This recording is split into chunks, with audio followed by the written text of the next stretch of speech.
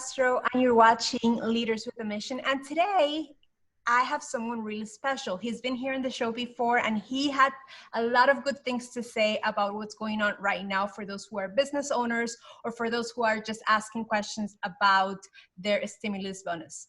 So if you have any questions about that, this is your show. Let me tell you a little bit about him. His name is John Yeager, and he is the president at Yeager CPA. He's an accountant in Miami, specializes in wealth creation consulting. So, welcome, John. How are you? Very good, very good. Good to be back. We've had a lot of people asking more questions because last time you were here telling us about the PPP and all of these, incentives that the government was pushing for supporting small businesses, and a lot has changed since then. So can you jump in and tell us a little bit of where we were and what is happening now? Okay, well, first, I'm really glad to be back because I follow Leaders with a Mission, and not many people come back a second time, so I feel very special. So that's number one. Number two, yes, back when we spoke a couple of months ago, because of the coronavirus and the economy coming to a halt, the Congress passed the CARES Act, which provided funds in various ways. One way was through the EIDL loan, which was an actual loan. It's 30 years. It's to small businesses, 3.75%. And that took a substantial application, backup, past tax returns, your typical SBA loan that would go through a bank. Our firm and our associates probably filed for 40 to 50 of those in a 30 to 45 day period. And I would like to say out of those 30 or 40, all but two received funds. Yes, all but two. Yeah. So that was really good. It took a little bit of time to get the money because the SBA had to approve it first, and then it went to a bank, and bankers are bankers, and they're going to ask their questions, and they want to dot their I's and cross their T's, even though they're not responsible for the loan. It's still a loan, and they're still bankers. So those were the EIDL loans, which are really not available to normal businesses anymore. That's one of the things that's really changed. All the money that's left in that program is being pushed to the agricultural side. So unless you're a farmer of some kind, you're not going to get that loan right now. So, and on top of that, they're not even accepting normal SBA loans. I had a client call me the other day, wanted to buy a body shop, a large body shop in Dade County, and they were going to use SBA funds. They were going to get an SBA loan, which is pretty much, it's kind of a normal thing. Couldn't get through. And I finally spoke to somebody on a webinar, and they basically said all those loans have basically been halted at this point. Wow. Yeah, because they're so busy catching up with all the EIDL loans on their side and working with the PPP loans on the other side. Now that's the other one, the PPP loans. That was the payroll protection program. Those loans were given to small businesses under $2 million, the last phase, and they can actually be forgiven. They can be forgiven as long as you fall into certain parameters. And in the beginning, those parameters were very tight. In other words, you had to spend the money at least on 75% payroll, and then the other 25% you could only use with mortgages and rent and utilities and maybe health insurance, but it had to be a group policy. I mean, there was some really tight structure there. Then at the end of it, if you didn't get forgiven, which I kind of didn't expect everyone to get 100% forgiven, which is kind of what I've told all of our clients. We did about, I would say, $5 million to $6 million in those loans. We were able to procure for our clients. We probably got 50 loans when all was said and done. And so they all fall under those restrictions, okay? Then on June 5th, Congress finally came out and they basically decided that a lot of these parameters just weren't going to be met. In other words, like a lot of restaurants haven't even opened yet. So let's say the restaurant got their money already. That 8-week time period starts the day after you get the money. You can't open because certain counties aren't even allowed to have your restaurant open. So let's say you eat up 4 of those weeks. There's no possible way you're going to spend the money properly in the way it was intended within 4 weeks. Yeah. So Congress finally got together and they extended that 4 weeks to 24 weeks, which makes it a lot more palatable and a lot easier to get to. Before I didn't expect maybe 1 or 2 out of the 50 to actually have the entire loan forgiven. So by extending it to 24 weeks, instead of like maybe 1 out of 50 employers actually getting it forgiven, I expect 48 out of the 50 to get 100%. I mean, I expect, you know, most companies to be, they're already opening up, even the restaurants, even the bars in Dayton, Broward County, which is where most of our funds were procured. They're going to be opening up next week. If they haven't, you know, a lot of the restaurants have already opened up. So that was one change. The other change was before you had, in order to be forgiven, you had to spend about 75% or more on payroll. That has been reduced to 60%. So that makes it easier to get it forgiven. I do have a question. Inside of that, what happened? There was like a really fast $10,000. Was that part of the PPP or was that part of that's something completely different? That was part of the EIDL loan, the one we talked about before, right? A lot of people got those and then they either got loans or they didn't. I had a number of people, and it really wasn't 10,000. It was only 10,000 if you had 10 employees. It was $1,000 per employee up to $10,000. Okay, and that money is forgiven. It'll never be paid back. So then the other thing they did, which was really good, was they pushed back the deadlines.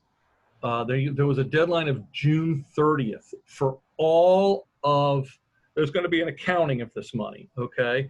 And you're going to have to prove that you spent 60% of it on payroll and that you did it within 24 weeks.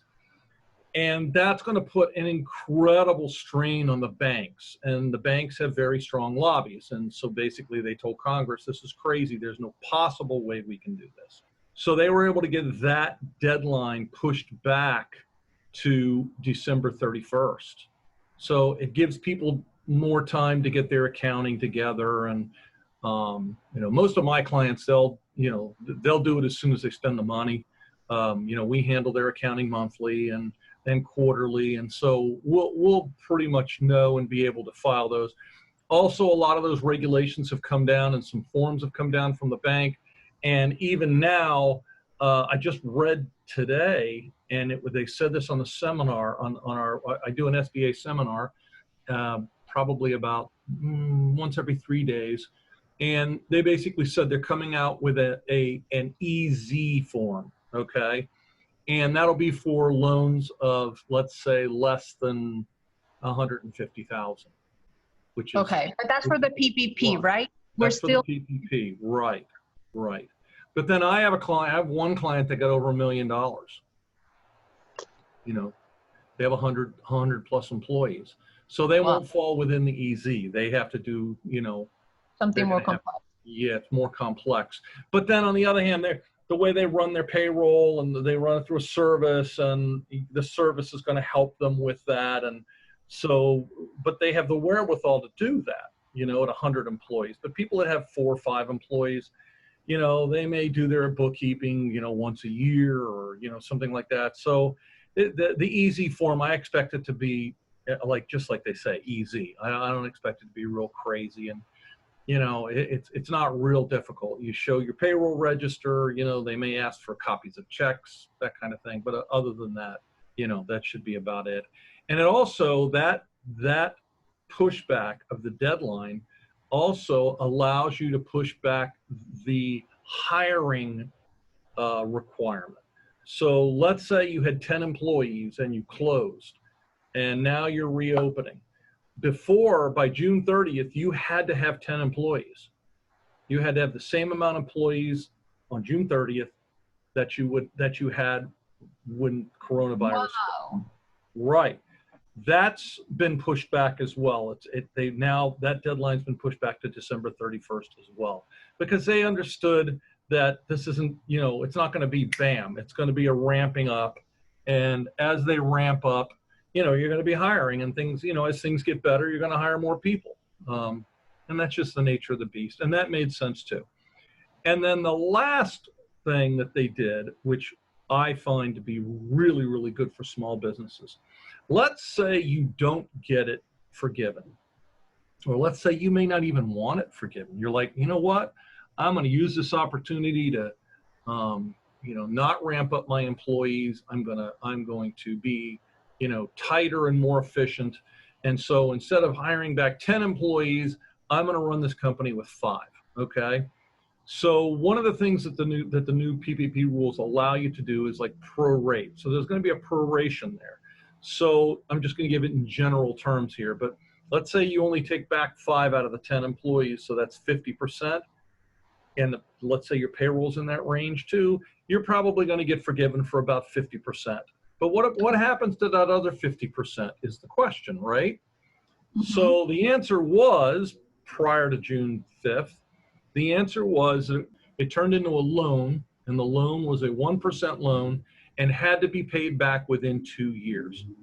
The new rules extend that from 2 years to 5 years. So now we're counseling some of our clients, don't hire people just to hire people. Hire people when you need them, obviously, and when you're going to get back into shape. But if you're only at 50% capacity, there's no reason to hire 100% employees. And, you may need that money in other areas. Other areas. And if this is a cheap loan, it's 1%, 5 years. Good God, where can you get money that cheap? So that's one of the other things. So as of this morning's webinar, you're going to love this. There's still about $130 billion that has not been applied for. So there's still opportunity for people to go in and do it. Yes, you can still apply for PPP loans. And the people that haven't really applied a lot, who are allowed to, are self-employed people. Self-employed persons can, are allowed to file. Those really? Tell me more, because I know a lot of self-employed people that probably didn't even know, because right. My understanding was that it was for big, like if you had more employees or something. You had to have employees, you had to employ yourself, that kind of thing. But yeah, that's the big donut hole. Those are the ones. There are a lot of self-employed people. I just had 2 that we just filed. One last week. They've already gotten their money, and now one called me today, and we just started that process. But the tricky part there is now they're requiring these self-employed people to actually file their 2019 tax return. See, before you could do it based on 2018 and some payroll tax forms. Okay, and what was your payroll the last quarter of the year? What was your payroll the first quarter of the year? That kind of thing. And they ran it off of last year's payroll. But for self-employed people, they really got muddled into the mix, and bankers weren't even talking to them. Even though a self-employed person could have, gotten the loan, the bankers couldn't fit that square peg in that round hole. And that was the problem. What about the people who applied and they got denied? Do they get a second chance to apply again? Or because now the rules have changed, right? Right. Well, the rules, if you got denied, it was probably because your credit was bad. That was one of the big things. The other reason you could get denied is you were behind on your child support.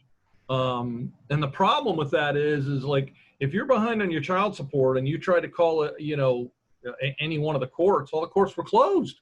You couldn't even reinstate your payment plan so that you're up to date, so then you could borrow the money. So that's been a problem.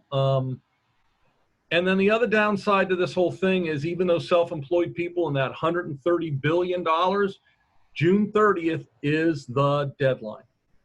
So for the people who, let's say they applied because they were self-employed before, and they got denied because they were not in the rules, they get a chance to reapply so they can re-examine their position, or because they already have a number inside now and they got denied, they won't look at them. It's just like a really weird space to be in, right? It really was, because the law allowed them to do it, but the banks didn't have the setup to be able to analyze that loan. They did set up fairly quickly with respect to people who had employees, because look, you can look at a 941 and a 940 and a W-2 and a W-3, and I can tell you exactly how many employees you have and exactly what your payroll was last year. A self-employed person, that's a lot harder to do. It just So the banks just kind of said, no, you're so, I had clients call me and say, John, the bank won't even look at me. And I would send them someplace else. This bank won't even look at me. We went through, I would say, 7 or 8 lenders from the day this thing started until about two weeks ago when we got our last loan. We've gone through 7 different lenders. And the reason is some lenders had capacity at first. In other words, you know, the first people we went to had $40 million, but they had $400 million in applications. So they could only lend to the 40 million, and the Fed wasn't ready for what was going on. So, and the idea is, you know, just to give you guys a little bit of detail, but the idea is that they're trading paper. And I know that's kind of weird, but let's say they only have, you know, they only have the capacity for 40 million.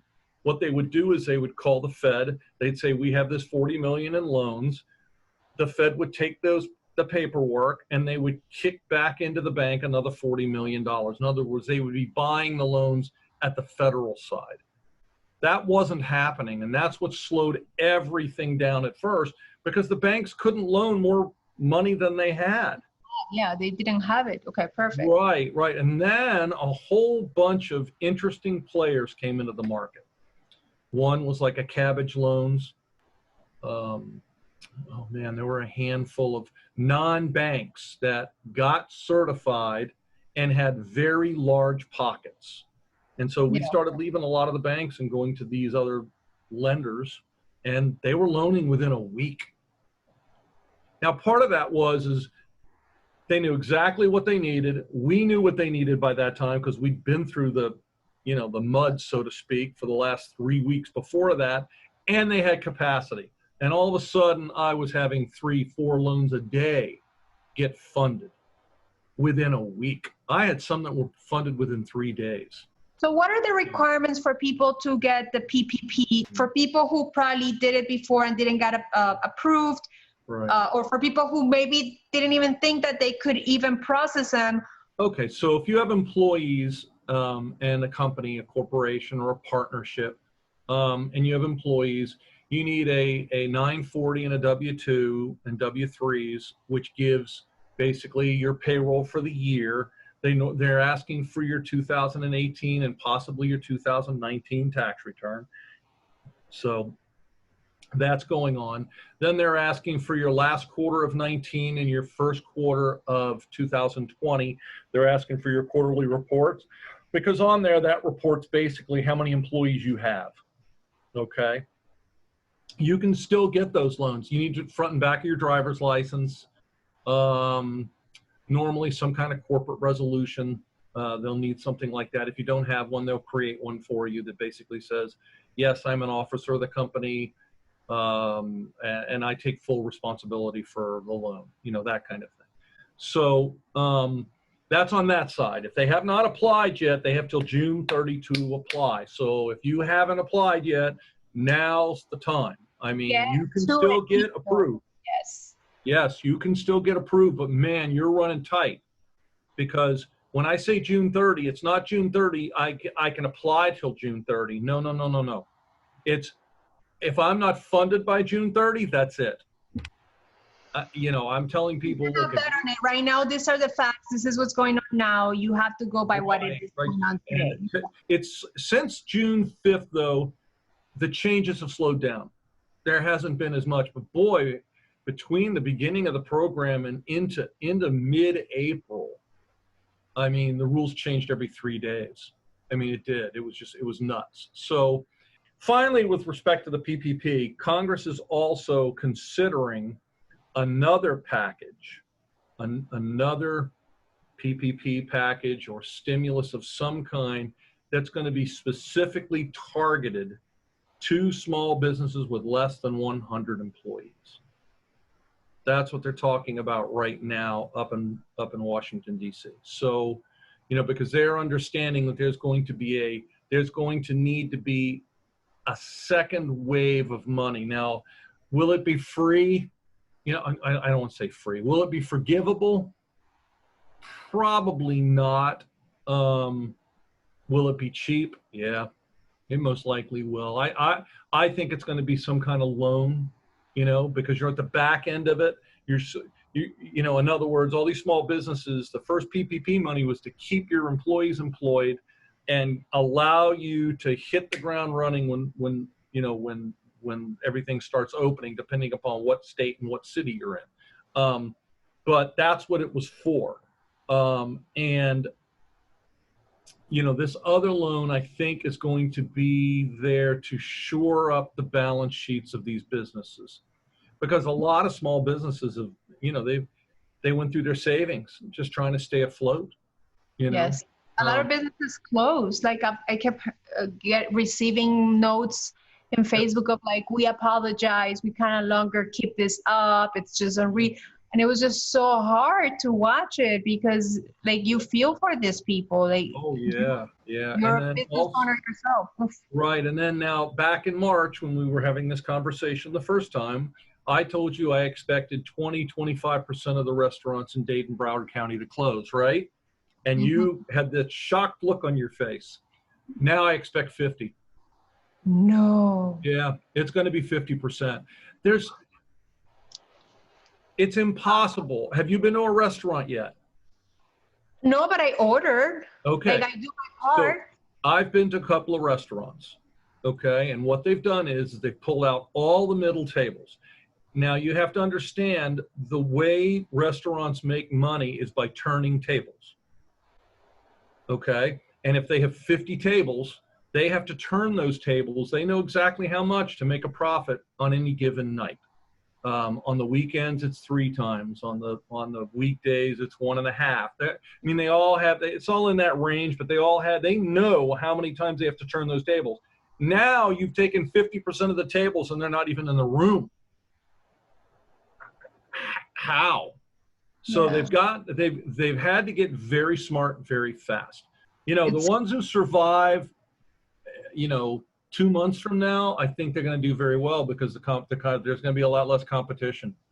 Okay, so let's talk about stimulus. This information is specifically for who? Who should be listening right now? Who should be listening? If you have not gotten your stimulus money, in other words, the $1,200 per person that was part of the whole CARES Act package, not small businesses, these are individuals. Surprisingly, there's a lot of people out there that haven't gotten theirs. At first, I didn't really pay any attention to it because not a whole lot of people were getting it anyways, and I knew there were glitches at the government side. And quite frankly, we were so dang busy with the PPPs and the EIDLs that I didn't have any time to even look at it. Lately, though, a lot of our clients have made calls and said, hey, I didn't get my stimulus money. So one of the things is if you're single and your 2018 tax return, your adjusted gross income was in excess of $99,000, you're not getting any money. If you're married and filed jointly, that number's somewhere in the $190,000 range.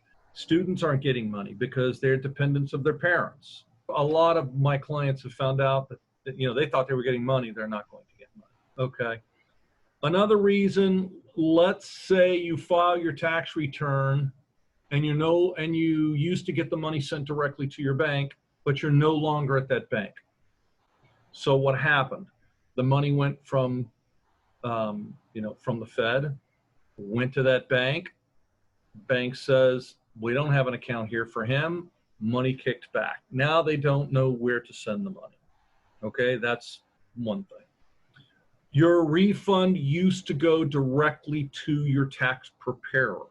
There are tax preparers out there that take on the refunds, pay their fee, and then give you the money, that kind of thing. Or they've already lent you money, you've borrowed money, and then your refund goes to them, that kind of thing. So what happens? The Fed sends the money to where they're used to sending it, and that tax preparer says, wrong account, wrong person, doesn't tie into Social Security number, doesn't tie into a bank account, back it goes. So you're not going to get the money. But hold on, you're not going to get the money for now. For now. You can claim it. Okay. For now. Yeah. Okay. You filed a paper return in 2019 and you didn't file electronically. That's going to put off your stimulus. Or how about this one? You're not normally required to file a tax return and you're not on Social Security yet. Let's say you're disabled, not getting money from Social Security, but you're maybe getting a disability check from where you were working. Let's say it's a policy. You're not required to file a tax return for disability. And so therefore the IRS doesn't know where to send the money. There's some websites you can go on. Where's My Payment is one of them. It's an IRS site, but even that one's kind of difficult. But if you can't get through there, they give you a phone number. For a while there was nobody at the IRS to answer the phone. Now they've started hiring back. And basically what they've said is that if you haven't gotten your stimulus yet, you're probably slated, and you're one of these kinds of people, you're probably slated to get it end of June, early July. If you haven't received it by July 15th, then you need to make the phone call because there's something wrong. They either can't find your address, because let's say you filed paper returns in the past, or you've owed money in the past and they don't have your bank information. They're going to send either a debit card, which is kind of interesting. The IRS is sending a debit card. They're going to send you a debit card in the mail to your mailbox, or they're going to send a check, okay, one or the other. So that process takes more time. So basically the reason a lot of people got their money first is because, they used to get their refunds, through a bank, their IRS refund. They get through their bank account. It would automatically go to their bank. So the IRS had that information. Or you were a Social Security recipient and you got yours direct deposited. Well, the IRS knows where you are. Here, bingo, there's the money. So what they did was they tried to get the stimulus out as quickly as possible to the people that could get it quickly. Now they're working on the remnants, the hard part. And they've actually hired, I want to say, I think I saw 35,000 agents, I read, just to clean this up. And this is before the possibility of a second stimulus. Okay. It hasn't happened yet. But so these payments are going to go through about August from what I've read and from the various webinars I've been on. And also the other thing you got to be aware of, 15 days after you receive your payment, the IRS should mail you a letter confirming you got it. So okay. You should have gotten one of the two. Okay. And on the bottom of that, there's a phone number and it'll give you, what you should do. And there's an IRS help number. You want me to give that number? Please do. Okay.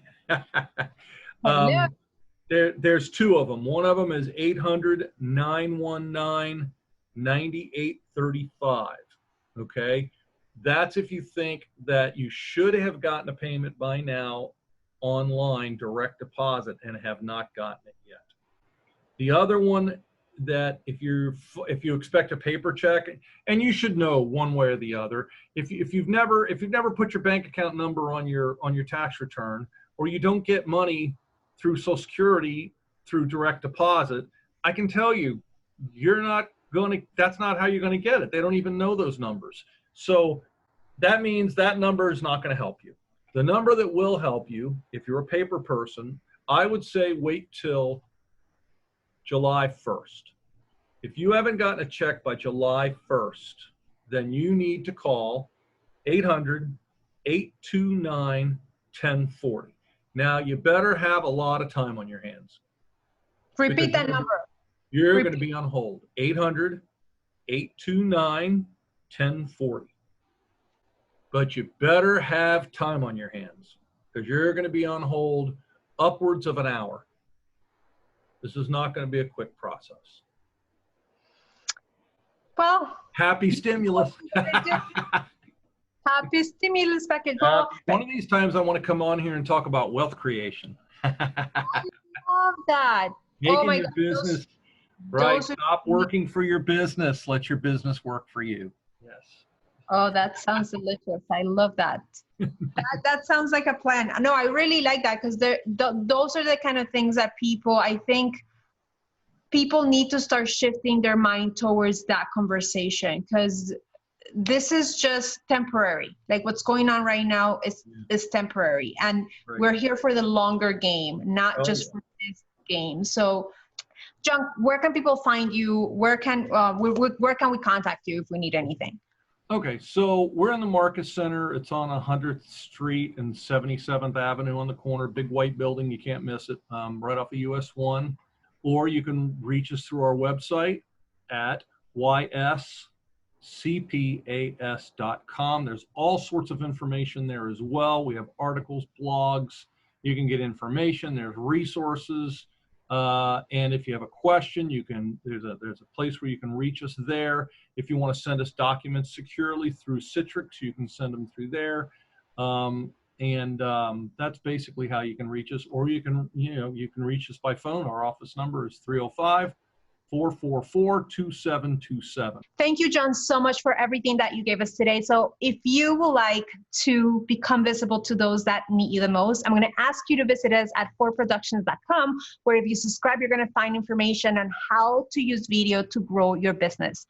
Thank you so much. See you next time.